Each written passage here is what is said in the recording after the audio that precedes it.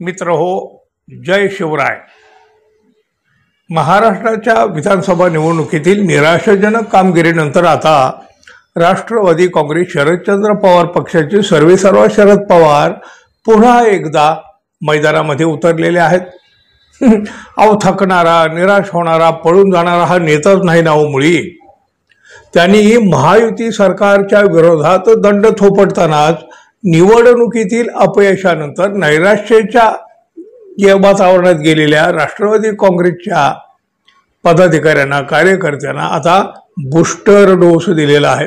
आणि बघा, याच दरम्यान राष्ट्रवादी काँग्रेस शरद पवार पक्षाचे खासदार, आमदार, पदाधिकारी आणि कार्यकर्ते या सगळ्यांसाठी एक मोठा आदेश दिलेला आहे। या आदेशाचा महाराष्ट्राला नक्कीच अभिमान वाटेल, गर्व वाटेल। अहो, नाही आतापर्यंत हे कोणाला सुचलं, पण शरद पवार यांच्या पक्षाला सुचलं। काय झालं बघा, सांगलीमध्ये राष्ट्रवादी काँग्रेस शरदचंद्र पवार पक्षाचा मेळावा झाला। यावेळी पक्षाचे प्रदेशाध्यक्ष जयंत पाटील, खरं तर त्यांच्याबद्दल नेहमी पक्षांतराच्या चर्चा होतात, वावड्या उठतात, पण त्यात काही फारसा दम नाही हे देखील पुन्हा समोर येतं। तर या जयंत पाटील यांनी कार्यकर्त्यामध्ये एक नवा हुंकार भरला आणि याच वेळी राष्ट्रवादी काँग्रेसचे पश्चिम महाराष्ट्राचे प्रभारी शशिकांत शिंदे यांनी यापुढे कोणालाही फोन लावला किंवा कोणाचा फोन आला तर बोलण्याची सुरुवात हॅलो अशी करायची नाही, हॅलो ऐवजी जय शिवराय म्हणायचं अशी घोषणा केली।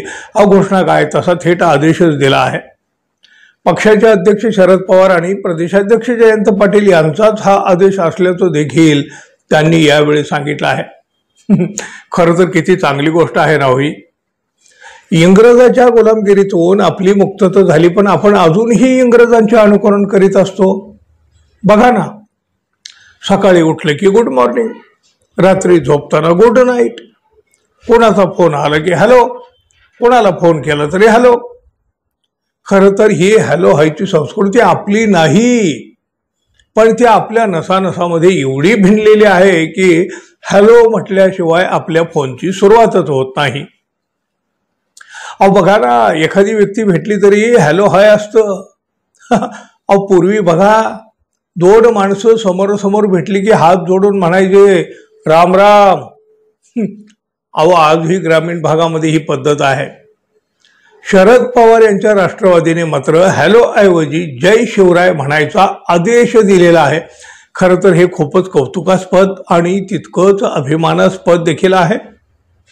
शरद पवार यांच्या राष्ट्रवादीने हा आदेश त्यांच्या पक्षापुरता काढलेला आहे।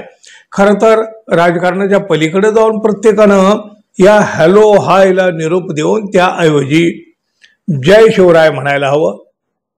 शिवछत्रपतींचे नाव घेऊन राजकारण करणारे, त्यांचेच नाव घेऊन भाषण ठोकणारे अनेक नेते, अनेक पक्ष या सगळ्यांनी देखील राष्ट्रवादीच्या या आदेशाचं अनुकरण करायला हवं।